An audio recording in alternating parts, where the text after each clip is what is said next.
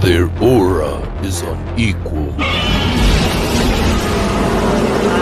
Well, let's do it. Yeah, let's do it.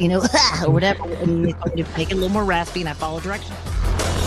Their contents are legendary. In fact, that little sheet you see is his concept drawing. Their attitude is embraced. Tune in to one of the most up and rising kaiju-sized groups within our community. So go ahead and watch all of their creative content, including that of the Raw Attitude live interview, where they have special guests ranging from actors, directors, toy creators, artists, and many, many more. You can also find them on multiple of other social media platforms, ranging from Instagram, TikTok, X, Facebook. You could even sit back and watch your favorite classic monster movie and even watch us go through one of the most iconic games on Twitch. Featuring your hosts, Eric Stowe, Adrian Settle, Joe Myers, Samson West, Jordan Adorno. They are the Monsters with Attitude.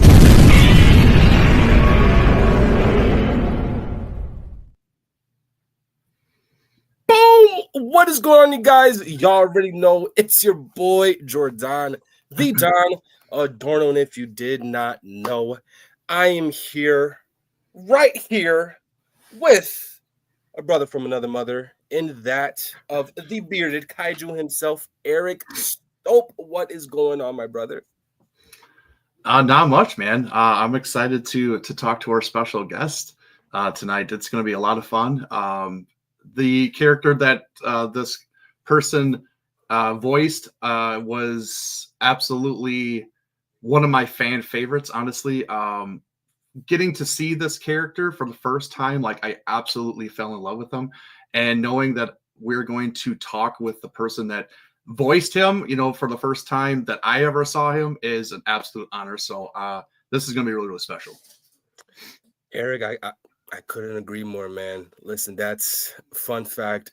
The first ever Ultraman movie I ever watched was The Revenge of Belial, specifically dubbed. And so this is just hitting home for me.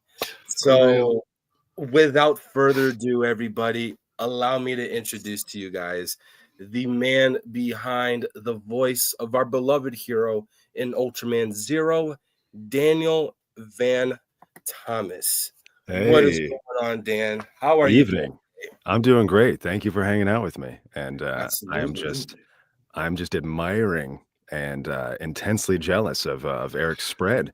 I had to show some love. I was like, oh man, right here, I have to. Yeah. I've always loved the ragged cloak Zero. Something about that. Dude, you put a for ragged real. cloak. It's just like you just got 10 times cooler by having a potato sack on, Yeah, I know, right? It's that Lone Ranger vibe, where he just kind of does his own thing. He walks away, and it's so good. Yeah, absolutely. Yeah, that's one of my favorite things about him is this sort of hostless era, and then he started getting just the weirdest host, which made things even better. Yeah. Eric's also a little bit of a show off. He likes to show off what he has and what we don't, and so it's always like this with Eric. So. It's all love. It's all love. I see you with that. That's what's that? Some Zet drip over there. Yes, it is. I see that. I see that. Yes, it is. Yeah. I do have my Ultra Galaxy Mega Monster Battle the movie shirt with Ultraman Zero just being the headline of the shirt, but I don't have it on me right now. I'm actually washing it, so I'm like, you know what? Can't go wrong with Zed, and so yeah. I have one of those too. I wonder if we had the same shirt. But I can't be like. Sometimes I think about wearing them on things like this, but then it's like it's like wearing the band shirt to the concert. I'm like, I don't know. Maybe I shouldn't. But I wear it out and about. It's my little secret. Nice. That's awesome. Yeah. So right here in the chat, we have one of our good friends and fellow moderator here at MWA, Oscar. What is going on, brother? I hope all is well. And as of now, that's it for, I guess, the chat. They will eventually chime in, but let's jump right into the questions, my friend. Are you ready? Yeah, I'm ready when you guys are. All righty. I still have more questions about all of your cool toys, but yeah, sure. I'm ready. You can ask me. You can ask me questions. Sure. Why not? Why not? All right. So, what we normally do here at Monsters with Attitude with every guest that we have, one of the more traditional questions we ask before we branch off into the more in-depth questions is, Daniel, were you a fan of Godzilla or Tokusatsu growing up? I was. So I don't want to be a poser and say that I was a huge Ultraman fan until we started. I did grow up an OG nerd. I always had to preface because not to sound like an old man on a porch, but you know, nerd culture is mainstream culture at this point. Absolutely. But I am ancient enough to where like a superhero movie was a big deal, as opposed to now where I'm just like, God shoot me before I watch it. Superhero, like I used to be so excited, but there's so many. You know what I mean? That's a mean thing to say. You don't have to. I would rather watch a superhero movie than be shot. That's not true. But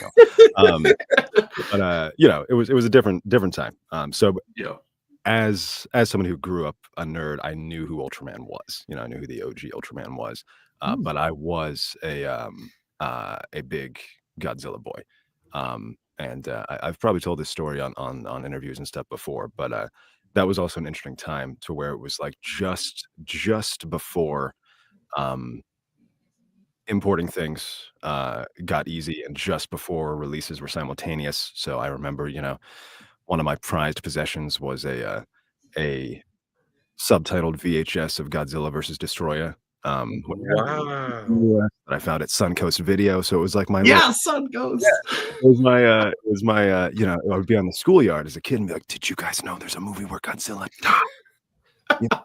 straight up dies? And my friends didn't believe me. They thought I was pulling like my uncle works at Nintendo or something like that. And then I would invite him over. We watch Godzilla. But yeah, I had the official Godzilla guidebook where I would read about all of these movies that we still hadn't gotten in the US, because I think at that time it was like the Heisei releases, which are my favorite, were really spotty. I don't think we got like one Millennium release at the time.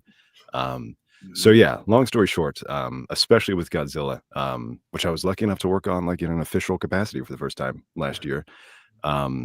I've always loved, before I knew the word tokusatsu, I've always loved the concept of dudes in cool suits just beating the shit out of each other in a tiny city. And that's still one of the coolest things that's ever happened to humanity.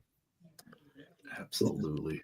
That is mind blown. I mean, we talk about our introduction to the franchise all the time, and the more we talk about it, the more closer it feels like we get, especially, like for me and Eric, including everybody else here in MWA and anybody else we do interviews with. Like, for instance, my introduction to the franchise was through my father. He was, oh my goodness, he was in the military for like 7-8 years, maybe. And at the time, still an infant child, only at 2 years old. Yeah. My mom would, whenever he would come over, she would call him by his name, Victor, Vic. And so we don't know him as dad or, in Puerto Rican culture, papi or pa. We're like, Victor. Yeah. Fast forward through that. So my dad's watching TV with me, and he's just flicking through the channels, and I'm watching him flicking through the channels as if it's a feature-length movie. I'm like, wow. And then he just so happens to stop at a specific channel, and there's a commercial going on.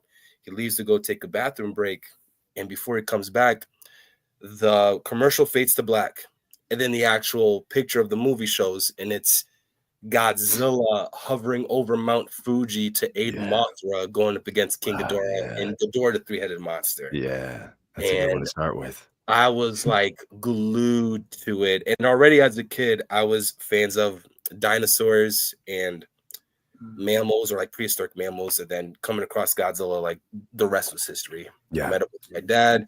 He was like, "Yeah, this is Godzilla," and I'm like, "Wow!" From that moment on, I did not skip a beat whatsoever. Yeah. That's one thing I've noticed, especially with Ultraman, but with Tokusatsu in general. I think because, Mhm. of course, it now spans stories for all ages. You have everything from the goofiness of Yeah. Son of Godzilla all the way up to Godzilla -1. You have Yeah. Shin Ultraman all the way to Ultraman USA. Like the Yeah. tones are just all over the place. But there's so much of that content that was made for kids, that Absolutely. appeals to Mhm. adults, but it's made with a child's heart, and Mhm. that's one of the most special things about being around it is that you still hear that. I've heard almost the same story from an Ultraman actor recently. I was in a Yeah. green room with Ryan, the new voice of Ultraman Dyna, and he was like, my dad Oh, showed me Ultraman when I was a little boy, and you see the kids come up to the booth or the kids watch the film, and yep. so many people, this is getting better, but so many folks, still parody the, "Oh, guys in suits, this is cheesy," or whatnot. Yep. To Mhm. a kid, it never is. It will Yeah, always, absolutely not. no matter what we have to look at, like, Yep. that will always be magical to a kid, I think. Yep. So so knowing that you were a big Godzilla fan, like, has me very intrigued. What was your first introduction to it? Like, what kind of gets you into it, and how you were exposed to it? You know what it was? I haven't reckoned with this. This is about to be a therapy session. I haven't reckoned with this because I didn't realize, I hadn't thought about this until now, but do you know what got me really into Godzilla and Tokusatsu? I'll give you a hint. As soon as I say what year it was, you guys will know. The Mm. year was 1998. Eight. Oh, and And, honestly, that is a big one for a lot of people. It I really mean, is. the hype machine was Mhm. unbelievable. Absolutely. We were actually Mhm. talking about, before the show started, Jordan was talking about, New York, and, Mhm. I was super poor growing up, uh, and, the only, like, the biggest traveling I'd ever done as a little kid was, the, um, art class. It was in, like, the gifted visual arts program, at my little Kentucky Okay. public school. That sounds much fancier than it is, but, like, little tiny Kentucky public school, and we went to New York. Um, and it was during the buildup to Roland Emmerich's Godzilla. And Yeah. so I was there, and there were, they had Godzilla's foot, actual size, like on a bus that would go by, right? Yep. And they had like, you'd Oh my walk by a window and they would have like, here's his eyeball, actual size, it's looking at you, and we went to FAO Schwartz, like the world famous toy store, oh and it my was gosh, yes. just decked out. So Mhm. my stupid little ass at the time was like, "This is the coolest thing that Yes. I've ever seen." I was able to get. I think they were not supposed to sell them because remember it was a big reveal. Like nobody knew what it looked Mhm. like. Yes. Yep. Nobody was like, "This is definitely going to be a somewhat large iguana." You know. Yeah. Um, it was just like, "Oh, you see an eyeball or a toe or whatever." But Yep. again, living in a podunk town, I think they didn't care, so I had, like, a giant Godzilla '98 action figure weeks before Wow. the movie. So again, I could Wow. have that street cred and be like, "I know what he looks like." Um, Yeah. Right. because 'cause I'm stomping my sister's, Malibu Barbie beach house with this thing.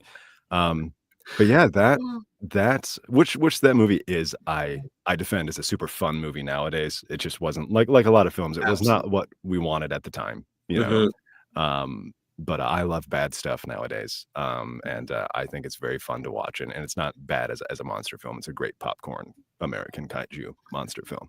Um, but yeah, that was what led me to take an interest in all of Godzilla, and I just now remembered that, so thank you for Wow. that. That was That's like me realizing that as I talked, I was like, "Oh god, it was Godzilla '98." That's what it was. and honestly, Yeah. like you were just saying it, like, yeah, it wasn't what we wanted, but when we were kids, we didn't care. Like to Mhm. us, that was Godzilla on screen for the Yeah. first time ever for us experiencing that. We were just losing our minds, and now you grow up and you realize, oh, that really wasn't Godzilla. That is kind of whatever. And it gets some hate. But Mhm. honestly, we've talked about this on our channel here a lot where the 98 film does need some recognition because that hype, that advertisement campaign for that movie was off the charts. Yeah, it for was massive. everything, everywhere. And it showed a lot of people what kind of Godzilla, the idea of Godzilla was, and I think made a lot of people fans, and just kind of progressively kind of built. And then we hit, 2014, and it kind of went off again and stuff. So I mean, as bad as that movie is, I think some people need to give it more credit than what it deserves. So so we're talking about, we're going to go into how you kind of got into the industry. You're a accomplished writer, voice actor, producer. What made you want to get into the entertainment industry, honestly? Oh, I'm not that accomplished. I always just consider myself a blue collar creative person, because my entire family is blue collar. And I was one of the few in my family that was like, well, I want to do this weird thing. And I've talked about it before, but in some ways, growing up really poor kind of gives you permission to do that, because there was no, at least for my family, which is a small family, but there was no like, well, you have to be a doctor, or you have to be. And there was none of that, because it's like, we've never even seen $10,000 in person. I mean, there's none of that. Like, you have to do this. So it's the idea of like living paycheck to paycheck was not crazy for my family. I don't think that a lot of them thought it would happen, but that also gives you the ability to sort of commit to something without that safety net, So I had wanted to do that since I was 4 years old, I think. I know I've told this story before, but it was seeing the 1989 Batman film. And for some reason, I had a very good mom who was very good at it. She read us books every night, and she always explained, like, this is real, this is not real. And she trusted us to, watch stuff we probably shouldn't have been watching, which, thinking about it then, I was, 4 years old, and Jack burns a man alive and looks at him in his burned out eyeballs and says, "I'm glad you're dead." So probably shouldn't have watched that, but I sure did. And for some reason, I that was the first thing that I remember being cognizant, like, oh, these are actors. It was specifically the scene with Michael Keaton and Jack Nicholson at the fireplace. The whole, like, you want to get nuts? Come on! Oh my God! Let's get nuts. That scene. Which is just like a battle of eyebrows going on. But for some reason, like, oh, these are actors. I know what these are. I like that. I also know that I'm too poor to ever be Batman, but maybe I could play Batman one day. Which that was the most unrealistic part of the dream, but that's what made me think this is what I want to do. And I was the first member of the family to go to college, because the government paid for it at the time. Didn't even realize you could study acting. Started doing plays because I could. It was one of the first opportunities where I was like, oh, this is available now for me to do. We didn't have a theater program at my school. And then English students or theater students started getting pissed off that I was getting in their place. And finally somebody was like, hey, you can just study this if you want. And so I did. And then moved to LA at 23 or 24, and have been minus about 6 months of having to do some odd jobs at the beginning of LA. I think I got there with like $400 to my name, and it was just like, look, you're going to act and write, and if you don't, you will be homeless. And that's worked out. It's gotten, it took a long time to become stable, but that was the beginning. And I don't recommend it. Hearing it out of my mouth is like, that's a crazy thing to do. But I never did claim to be smart. But that was kind of the beginning and the shape of things. That's amazing. That's a great, honestly, like, I commend you, because that takes a lot of courage to just go and be like, this is what's going to happen. And if it doesn't happen, like, I'm out, kind of thing. And a lot of people can't take that chance because they don't have the courage. And I could never do that. Like, I know myself, like, I'm pretty motivated. I set my own goals. If I put my mind to it, it'll get done. But something like that, a whole changing of your worlds, your environments, like everything, like that is a huge step. And yeah, like I said, I commend you for that because I could never do that. Well, I commend you guys for, having real jobs. That's where, before going full time, like in my teenage years through early 20s, I mean, I did everything from, landscaping to I was a fisherman for a while. I dug ditches. I, of course, waited tables and bartended, just all that stuff, and I'm so bad at it. It's like if I had to go and just do a regular job that people do every day that actually holds society together, I would just dissolve like cotton candy in a puddle of water, So I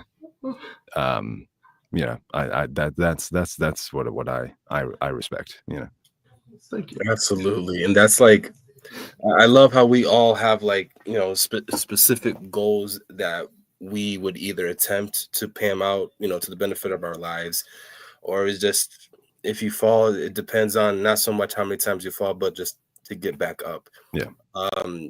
Growing up in a very sports oriented household, and my father being the coach for many of the sports that I participated in.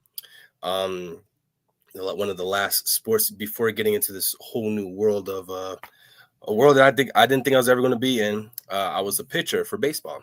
Oh. And one of our last games of every event, I don't even think it was even a game. I think it was a practice. We consistently for like almost like 2 months prior to this practice session, we were always seeing the specific guy come in.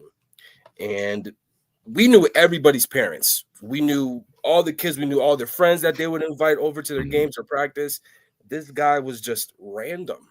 And at the end of practice, we're packing. I'm packing my dad's truck up. It's me and my little brother and one of our, teammates who were about to drop off home.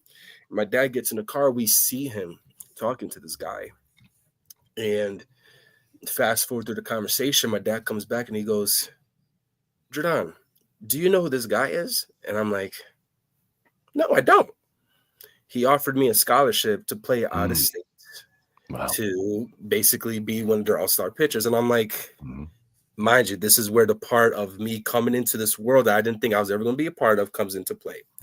I was already established with what I wanted to do after baseball. I was done. I told my dad, "Nah, I don't want to play baseball anymore.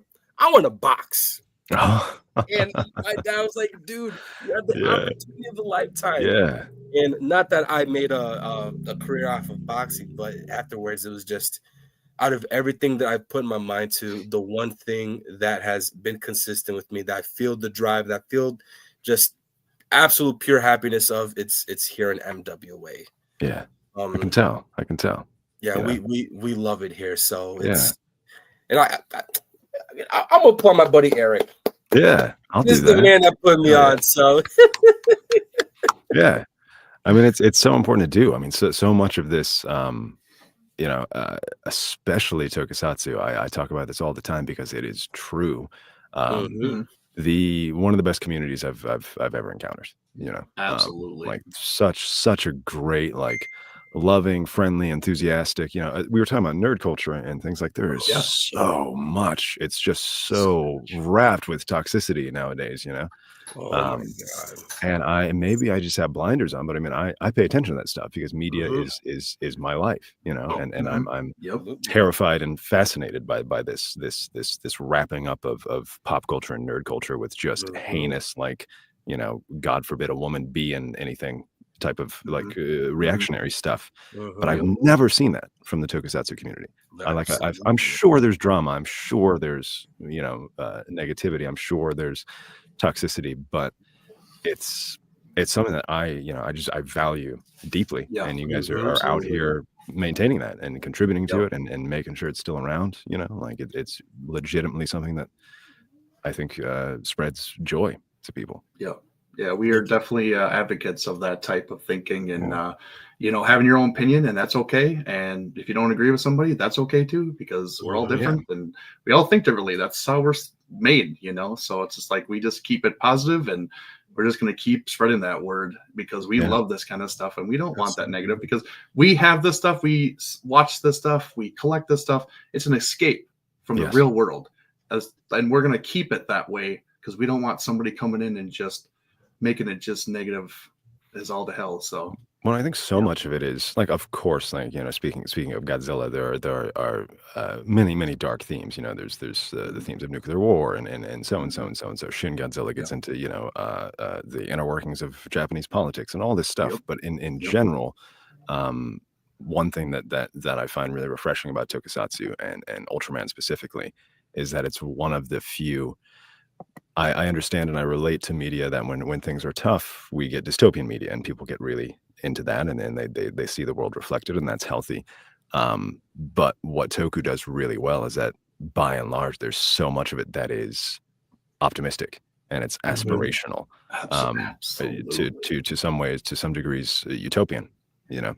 And that's something that it just seems to get less trendy as time goes on. But it's something that I think specifically the American media landscape really lacks. It's like, yeah, I get that we do need to see when in tough times, we do need the dystopian thing, to see like, hey, this is a warning, you know. But you know, you look at everything from Ultraman 66 to you know, Superman 78. Like these are things that were made throughout history that say like, hey, yes, things aren't difficult, but this is what we could be, you know, and that's super important to maintain. Well said. And this is why we love the community, you know, and you couldn't have put it any better. Nerd culture is definitely blowing up, and one of the other fandoms that we at MWA just kill over is anime. So Daniel, we know that you have, oh my goodness, I'm looking at it, a good chunk of roles in anime, ranging from Buchigiri, Bye Bye Earth, Fairy Tale 100-Year Quest. You even had a role in One Piece, which I don't want to talk about a little bit much because somebody isn't caught up yet. I've went on the journey. I've started the journey. Hey, I think, look, it's way more rare to be caught up than not caught up. That is a deep pool, you know. So with the list of roles you've played in anime, can you dive into a little bit of what it was like doing anime? And if so, what, in your personal just preference, was there an anime that you would have loved to have partaken in? Sure. To answer the first part of the question, it's funny to hear you say that, because I still feel so new in anime. I had dipped my toes into it a couple of times, and then it really wasn't until it felt like such a long year. I didn't realize it until recently. It wasn't until the start of 2024 with Buchigiri, which was my first sort of every episode supporting character. And then Bye Bye Earth was my first lead. And then throughout the year, most of what you all just said, you know, something like, I don't know how many shows where it was just sort of you know, here's another character who shows up a couple episodes, you know, villain of the week on Fairy Tale or whatnot. And then, you know, doing additional voices is also a huge, very communal part of anime, which I enjoy. So through that, it's been something like 20 something shows in a year, you know. So I still feel like a little baby in the industry. But it's that it fascinates me a lot, because anime is kind of at the tail end. This isn't new, but specifically English voice acting in anime has for the past couple of years been undergoing a transition from the easiest way to illustrate it is just, you know, naturalism versus what the stereotypical for kids anime voice is, right? You have your sort of like you have the contrast between like, hey, I'm a cool anime guy, versus like, hey, I'm a cool anime guy, you know. And both those things exist still, you know, and they have, you know, places as well. Like, you know, something like One Piece is a shonen anime that is a Saturday morning cartoon, so it's more stylized. And there's always an element of stylization as well. Like I'm starting to identify like what do people identify as anime voice acting, and there's what I call like an economy of emotional clarity in somebody's voice. So it's if you isolate it, it maybe doesn't exactly sound like somebody talking on the street, but it conveys almost in an audiobook type of fashion. Anyway, I'm rambling about that, but that makes it really fascinating to me, because sometimes, certainly when you're auditioning, you kind of don't know. Often you're like, which of these do they want?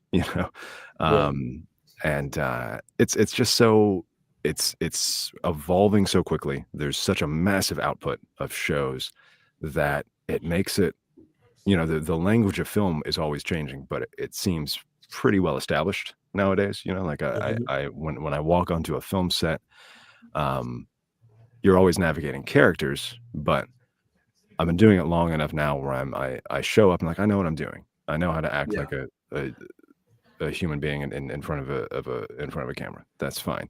But I feel like acting in English and anime right now specifically is really, we're still kind of finding out the rules, and that's been very, very fascinating to me. And I look at some things that I've done that I'm super proud of, and other things, sometimes an episode will come out and I'll be like, I don't know about that one, Daniel. What are you doing? And that's like really exciting to me. It makes me want to just keep doing as much as I can. It's funny. We hear that with a lot of our guests that we've had previously that have worked heavily on anime or have partaken roles in anime. So we praise it all the time. Like the Thanksgiving Day parade when we had a Luffy. Luffy made it. Yeah, we were literally on the phone screaming out of excitement.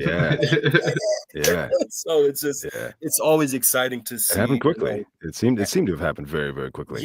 Like there was a recent study that came out that said that with in the States with Gen Z, anime is now more popular than professional sports. And again, like absolutely, this is more like boomer sounding stuff, but it's like, again, even in my lifetime, that was like scrounging for copies of Fist of the North Star at Suncoast Video, so it really seems, and that's a nice thing too, is that there's so much of my philosophy nowadays. Like I said, I try to be a blue collar creative person. So much of that is about sustainability. How do you sustain a simple creative life, especially in times that are very unstable, and that's nice too.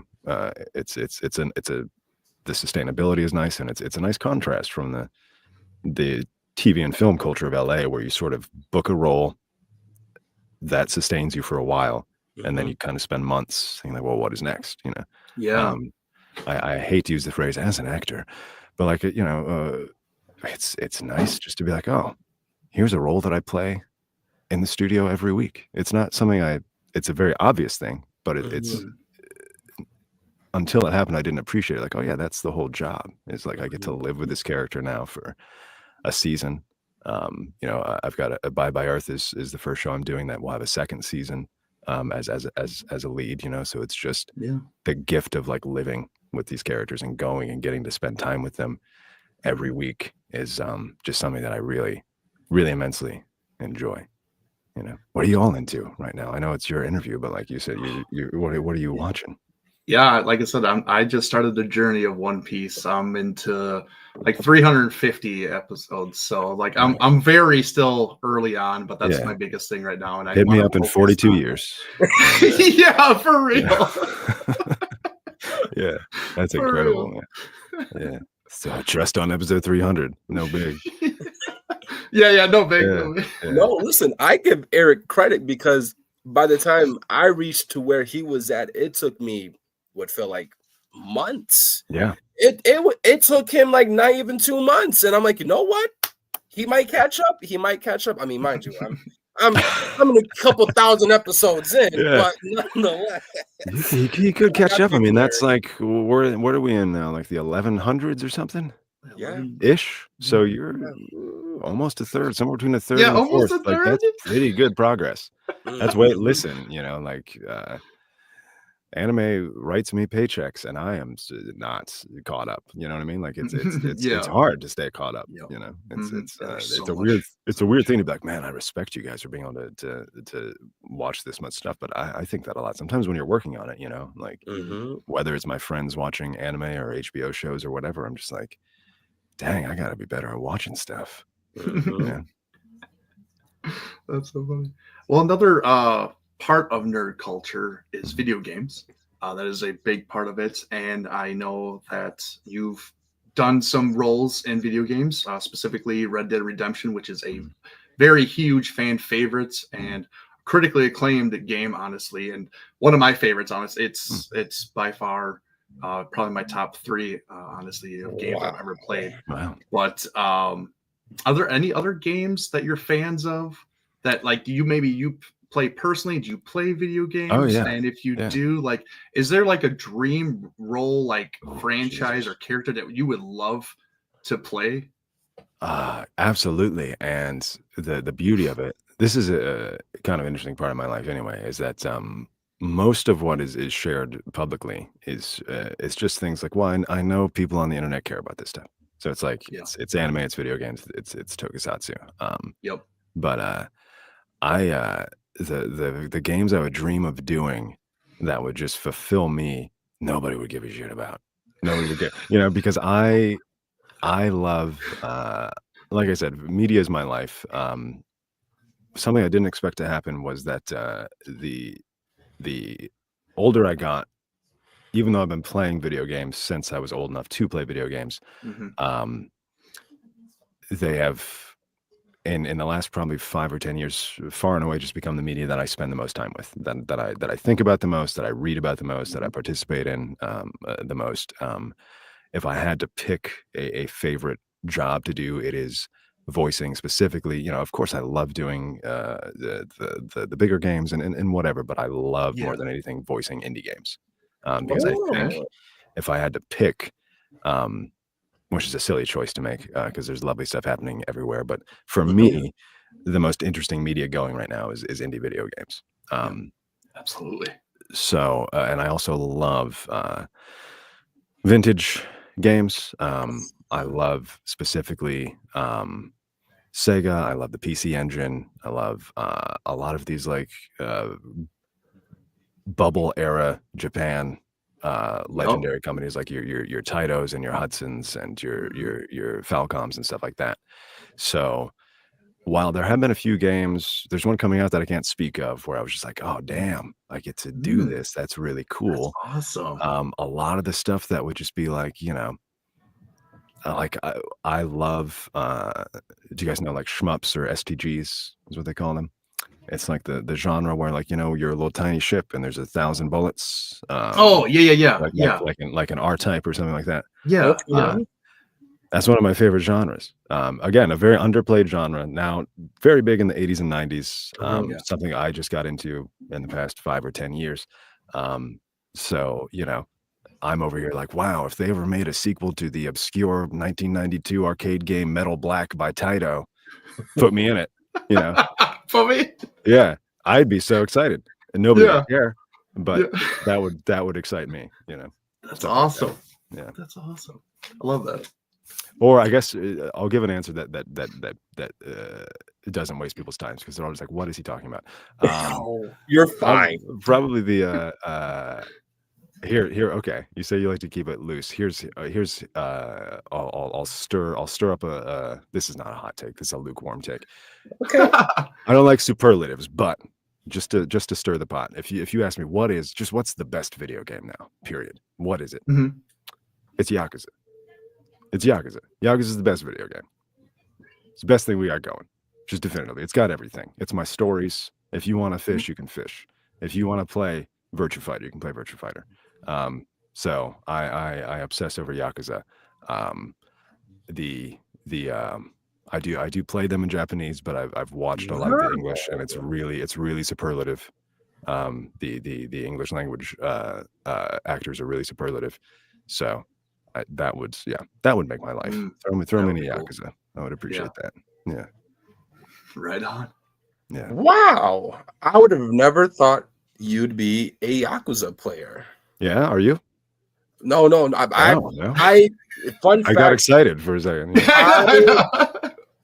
we also in MWA, we love professional wrestling. And so Oh yeah. my introduction to Yakuza was a DLC of a Japanese professional wrestling company Yeah, that makes sense. you know brought the wrestlers into the Yakuza game. And I was like, Yeah. no way, they're not about to take a hold on me right now. Yeah. Which I am in search for the game, but I will say, Yeah. just for you, Dan, this is breaking news. I will give it a shot just because you are a fan, but I do need to get the one where they had the wrestlers as like a DLC or like an additional character type thing. I don't know which one that is. I always recommend start with Yakuza 0. Start with Yakuza 0. It's probably the one of the best ones, and it is a prequel. So it'll start you fresh. And just don't read up. I hadn't either. I was just kind of like, you know what? I like Sega. I'm happy for my little boys at Sega, you know, popping off with this success. Let me see what this is about. And that was about all I knew. You know, I knew that Yakuza was Japanese mafia, and I knew that it was sort of again going back to the kind of stuff I like.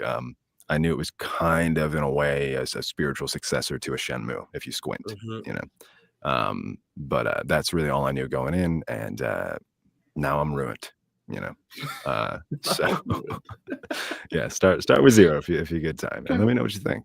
I'm gonna have to dive into that, and you know, I might just have to do that. Yeah, yeah. And if Sega's in the chat, you know, just yes. Just hit me up. Hit him up. Hit him up.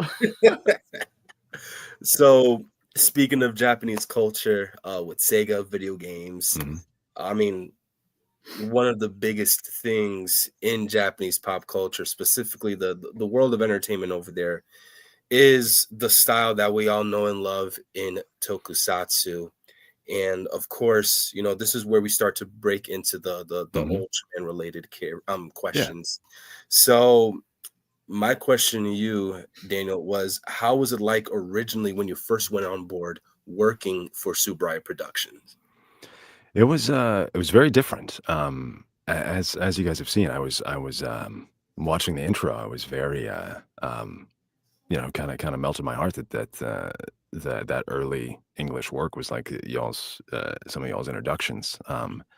Those were, compared to nowadays, it kind of felt a Wild Western, you know. And of course, there had been like intermittent dubs since the 60s, right? You know, just here and there. But that was kind of the start of where Tsuburaya is at now, where they were really trying to make this work and really trying to find a home, and that was kind of the first swing. So it was quite a different time. I mean, I don't think the original Zero trilogy, or I guess the first ones that came out were X and Ginga, and they hit around like. Most of them hit around 2020. I think there were a few spotty releases before, like around 2017 and stuff. But I had started working on it around 2017, and it was just I wasn't focusing on voice acting back then. I was more focused on camera. I'd always done voice acting. You know, going back to like Red Dead was my first voice acting gig, but voice acting back then was mostly just, well, this has come up, so I'll do it. And it was like a lot of things of that nature, you know, the audition did not say this is Ultraman. I think it just said like a superhero movie or something like that, you know. And as I'm sure you noticed, I wish I could go back and do the early dubs, because in my opinion, the voice changed quite a bit up to 2021. I think the special in 2021 is what I was finally what I wanted it to be. But we had no reference material. Like the only Ultraman going was you could watch 66 on Hulu. Whereas now, and a very surreal twist, like if I turn on my TV, where you have all these, your algorithm is recommending all this stuff, you know, very often my TV will be like, oh, here's 3 Ultraman things that you can watch now. So very weirdly, I think because the first movie was Ginga, the script described Zero as a drill instructor, which I would not describe Zero as in general. He is in that film, you know. So yeah, we didn't really know very much going on. It was a very old school production company. It was William Winkler Mhm. Productions, who had done some of the first anime dubs in America. They had done like Captain Harlock and the very first Fist of the North Star dub. Um, and so his style is very old school, very like everybody kind of sounds like I hear, you know. Yeah. And then Tsuburaya moved on from Winkler into other companies. I think they were doing Pony Canyon in Japan for a while. That's where they Mhm. were doing those like Ultra Galaxy Fight things.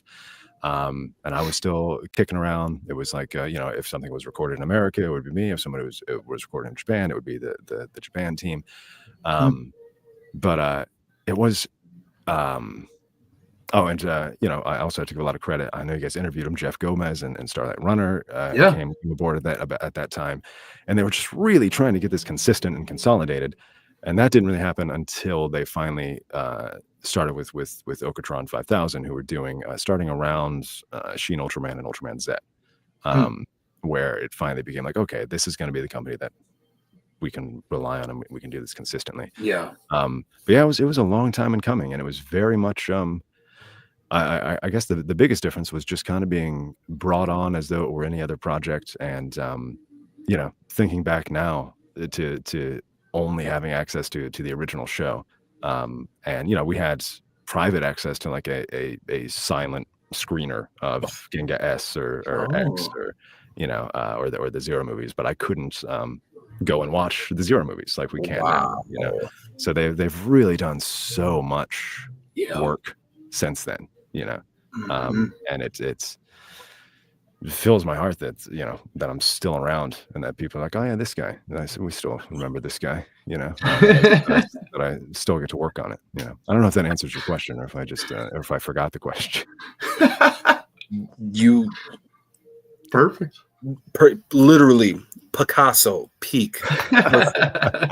It's we talk about all the time. One of the biggest things we talk about is, will Godzilla ever come back to branch into the world of tokusatsu because of the success that Ultraman has found? If not in Japan, I mean, which it was always established in Japan that if tokusatsu was ever going to continue to live on, is going to live on through the works of Ultraman. And being that it translated so well with here in America, just like, I mean, you're talking about conventions, special events, meet and greets. It just blows my mind the amount of Ultraman media we have here in the States that we didn't have back in the day. Yes, So it's like it's immense. It's crazy to see it everywhere, like, you know, comic book shops and even like, you know, merchandise, or even just more people knowing what it is. You know, like it's so much more in recent years, which is you know, ironic because I was doing much more of it early on, but you know, much more in recent years. People are just like, oh yeah, that's your guy, right? You know, because it's around now, and it simply wasn't before. You know. So going back to when you got your role with getting Ultraman Zero, did they give you any kind of like knowledge background when, you know, they wanted you to record? You know, did Tsuburaya give you any pointers on how they wanted you to present this character in any way, or is it just kind of like your own take, your own like inspiration on how you wanted to portray this character? No, not really. Tsuburaya was involved in the casting of it, as far as I knew. We weren't really, you know.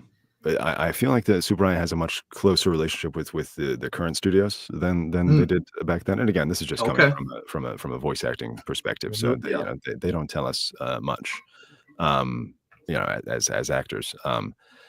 But I know Tsuburaya, we had to go through multiple rounds of you know, the American production company approved the voices and who they wanted to cast, and then each voice would have to go to Tsuburaya, and then Tsuburaya would have to, and that's still to this day. As far as I understand it, Tsuburaya doesn't, you know, they don't approve every single voice that is cast in an Ultraman series, but when it comes to a lot of the Ultra heroes, Tsuburaya still has to approve the English voice. But again, even just in that time frame, like in terms of the performances for the early movies, those were, I would say, mostly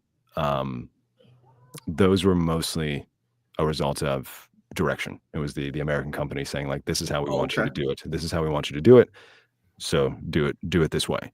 And so so I did. And then even just in the time that I was Zero, by the time I by the last performance, it was remote, and it was a new script writer who was working with us, showing us stuff, and that was even self-directed, where I would be directing myself.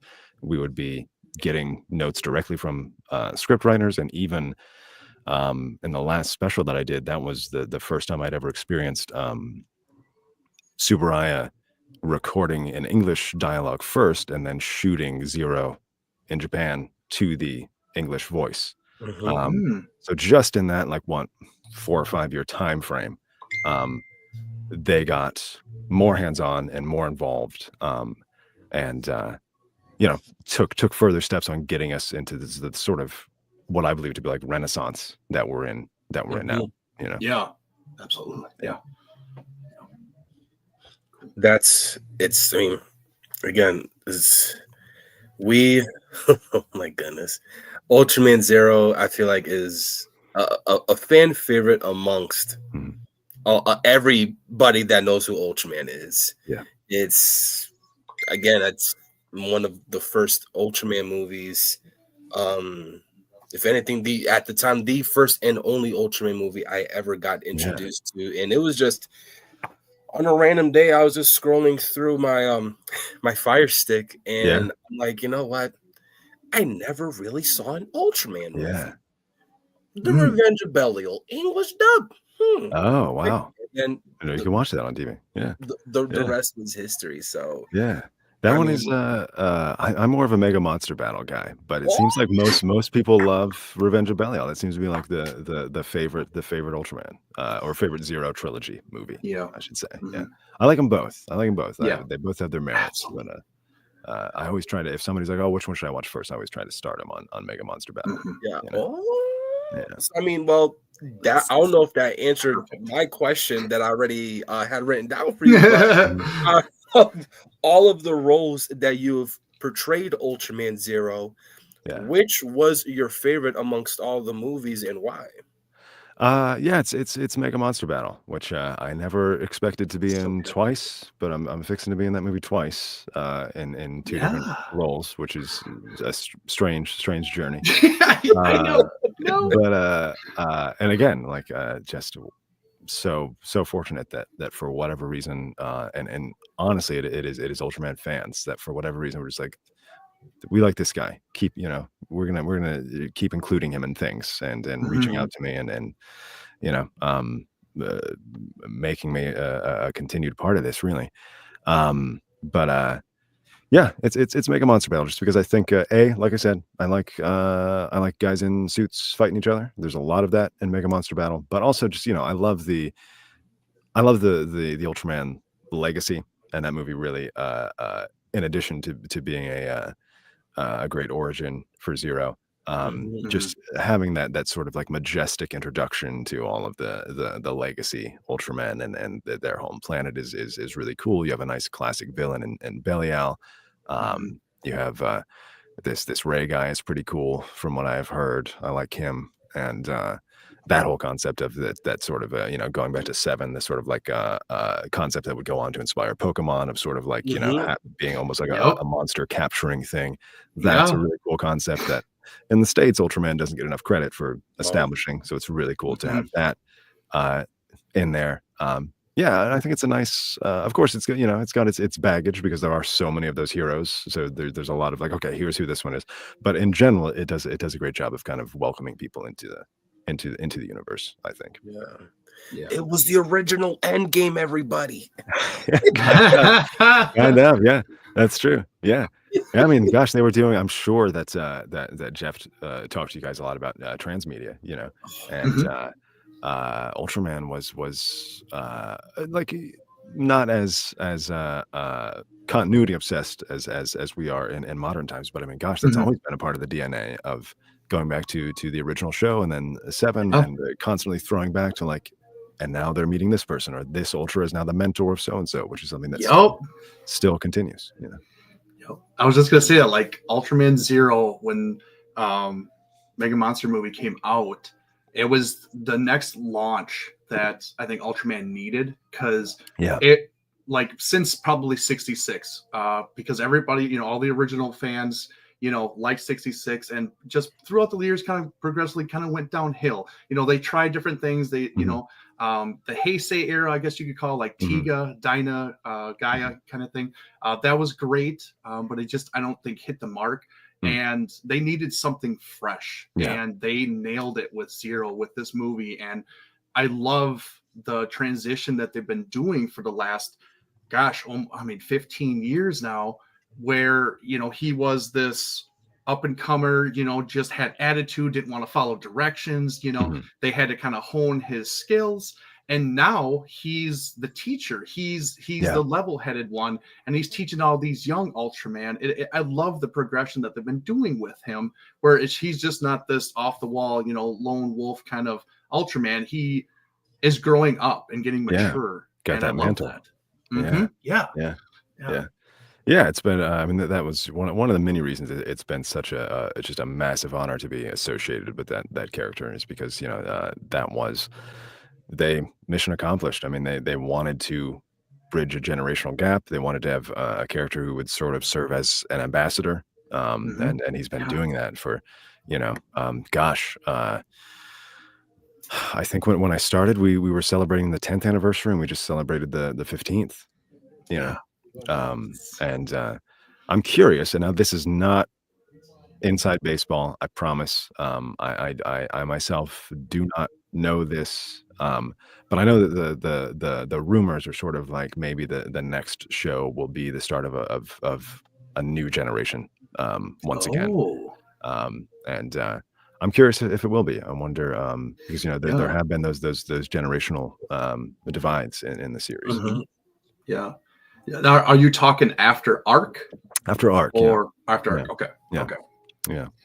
I'm curious, and again, that is not based on anything that I've heard. I have to disclaim that. That's literally just hearing from the community, and them saying like, "Ooh, we think maybe this is time." And that's you know, gosh, speaking of how successful this sort of 15-year period has been, that's a lot of pressure.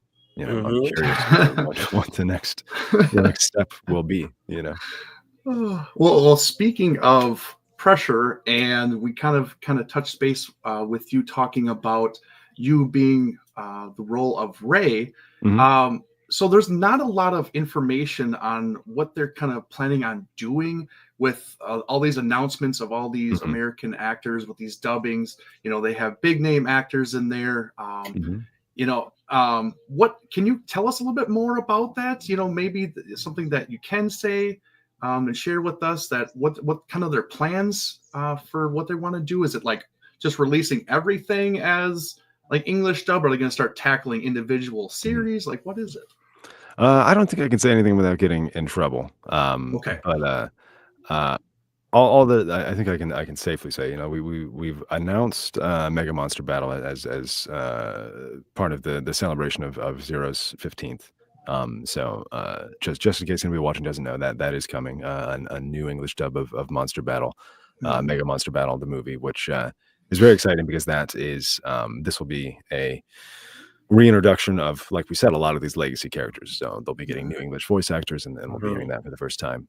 I think what I can safely say is that if it weren't already apparent enough, just based on the past couple of years, is that that Tsuburaya does know and is invested in English language being super important. And I don't think, I can't say, again, I can't make an official statement, but me, Daniel Van Thomas, I don't think that's going to stop anytime soon. I think we will certainly continue to get new and old content localized in a way that, you know, as you've seen from Arc and Zed and Blazar, that is, you know, as I told, I've said this numerous times to Raleigh Pickens, who's directing those dubs, who's been great to work with, and Brittany Lauda. Like, these are the localizations I dreamed of when I first started. this is how I always wished it would be, you know. And we're here. And my prediction is I don't think that's going to stop anytime soon. Yeah, I don't think so either. I think they're really pushing. Answer, but. Yeah, they're really pushing, kind of like on the opposite side of Toho, really trying to push the American audience and their merchandise. You know, the Godzilla, the U.S. Godzilla store, anything that they have over Japan, they're making sure we can get over here. Same thing with Tsuburaya. Like they're really pushing to get that name out there so everybody knows what these characters are. Yeah. Like you said, Jeff and his company have been doing just wonders for fans like us that have liked it for so long. To get that acknowledgement, to get that spotlight on these characters in this franchise is just, it blows my mind to see that nowadays. Yeah, to see it like New York Comic Con and things like that is wonderful. Or to see, you know, again, a whole different world, different continuity, but to see the just incredible Netflix film.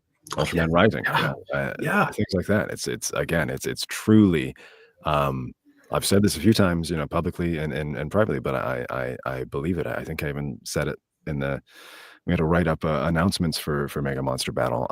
And it is. I genuinely do think that if you're living in the States and you're an Ultraman fan, this is the best time to be an Ultraman fan that there's ever been.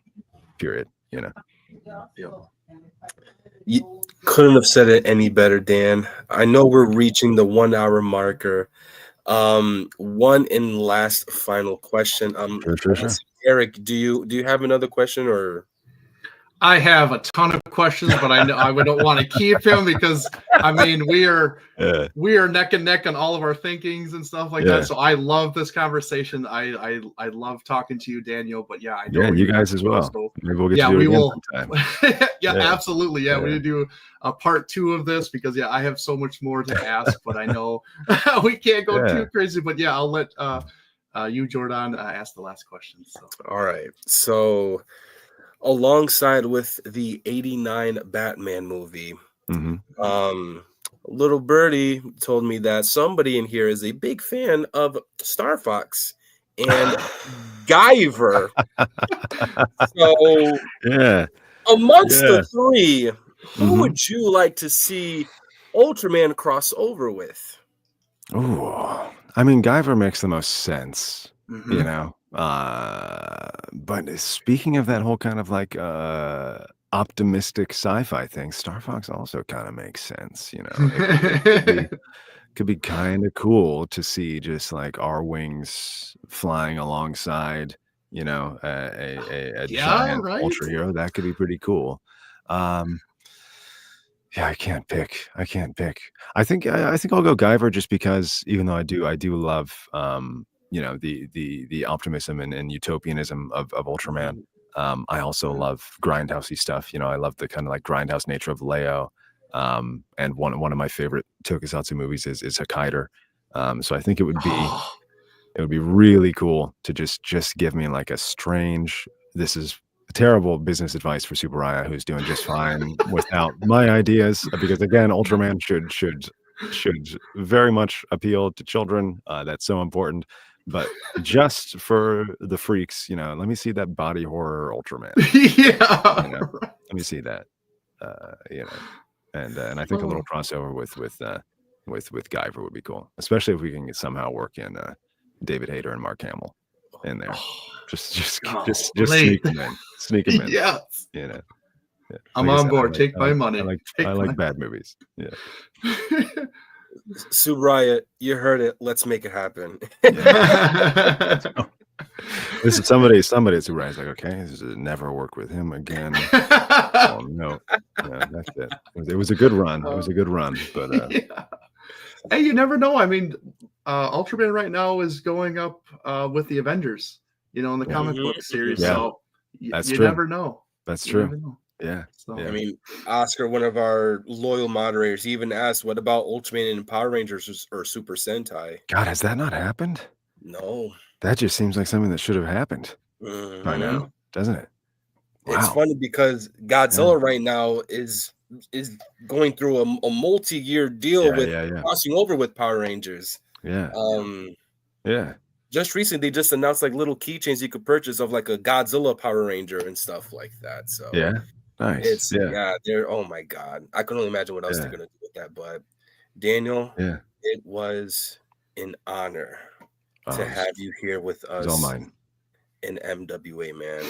I know this was something that me and you have been in the talks with for quite some time. And I couldn't be more grateful that you're able to take time off of your what I can only imagine to be a busy schedule to be here with us, man. Truly. Well, thank you. I mean, it was the honor and the pleasure was all mine. I genuinely, if it wasn't for having to get back into my recording hole, I could sit here and talk about Ultraman Zero statues and the Guyver and Star Fox with you guys all night. Yes. Dude, for real. I promise. Yeah. So it's been a kind of the second win for the day that I needed. So I enjoyed it a lot. I enjoyed it a lot. Good. Yeah. Glad to hear that, man. I just want to say thank you for bringing to life one of my favorite characters now, because like I said, it means a lot, because this character kind of really revitalized my love for Ultraman, and really kind of diving in and going back and watching a lot of the older stuff that I was like, maybe not. But I was like, you know what? I love this character. He is my favorite. And just overall, just kind of the life that you brought to him is just tremendous. And I can't thank you enough. So thank you. And I hope everything in your future endeavors, comes true. And I look forward to anything new that you do in the future. So thank you. And honestly, this is not, actor BS, because it's a genuinely valuable thing to be reminded of that. When I hear things like that, it's just a huge reminder that this is a massive, massive privilege. And I know it's a privilege, and I always want to try to do right by, because I'm one of those people, the people that this means something to, so that just filled my heart for days hearing that. So I appreciate you saying that. You're welcome. Really quick, Daniel, do you have any plugins you want to throw in there, like any conventions that you're going to be attending, anywhere people could be able to follow you and support your work? You want to just throw it out there for anybody watching? Yeah. Geez, how much time do we have? It's been busy lately. Tomorrow in Garland, Texas, we have DamCon, which is DFW's first and biggest tokusatsu convention. I'll be there. Ryohei Kitamura, the director of Godzilla Final Wars, he'll be there. Campbell Cooley, who has done decades of Power Rangers voiceover, will be there. I believe the official Ultraman card game will be there. Wow. A lot of fun stuff there tomorrow. We'll have panels. I'll try to keep it brief. Speaking of indie video games, I've had one recently called Go Home Annie that's been popping off in the streaming world. I'm really proud of the work. It incorporates something that was new to me, which is the lore of the SCP horror universe, which I'm not sure if any listeners have heard of that, but there's anime stuff coming out. Watch Bye Bye Earth season 2 is coming out in April. Nice. I'm very excited about that. But just as curious as anybody else to see where that goes, because I don't know yet. Wow. And the last thing I will say is if folks are into audio dramas, I'm coming up on the 300th episode of an adaptation of a popular Chinese web novel called Lord of Mysteries on an app called Pocket FM. And very, very similar to the sort of the same vein as your Solo Leveling or Shangri-La Frontier. So much media is being adapted from these web novels that have thousands and thousands of chapters. Lord of Mysteries is kind of coming up next. I feel like it's got an anime adaptation coming out this year. Cool. And because those are different worlds, I don't really get to talk about this too much. But yeah, I've been narrating and voicing every single character in that official audio drama for going on 300 episodes now.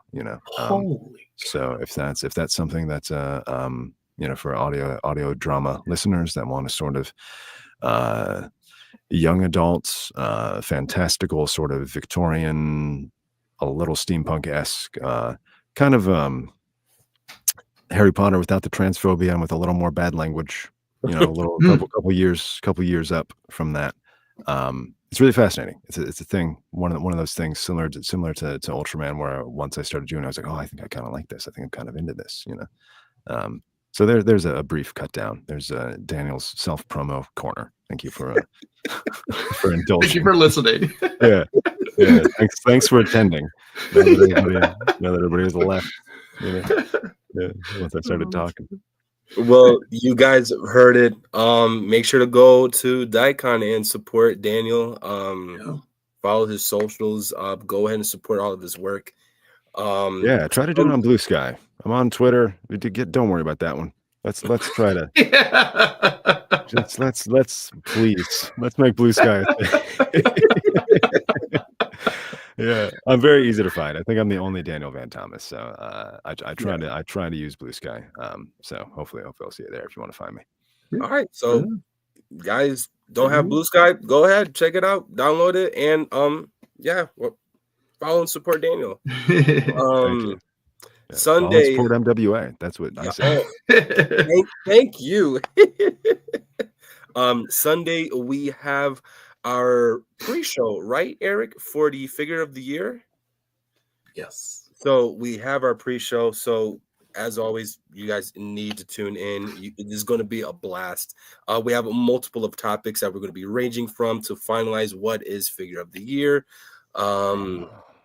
But as always, go ahead and make sure to follow us, you guys, on all of our socials ranging from Facebook, Instagram, Twitter or X, TikTok, obviously YouTube. Subscribe, hit our notification bell button for whenever it is that we upload a video. And most importantly, Eric, you already know, we will close this with just simply embrace the attitude. Good night, everybody. Good night. Good night.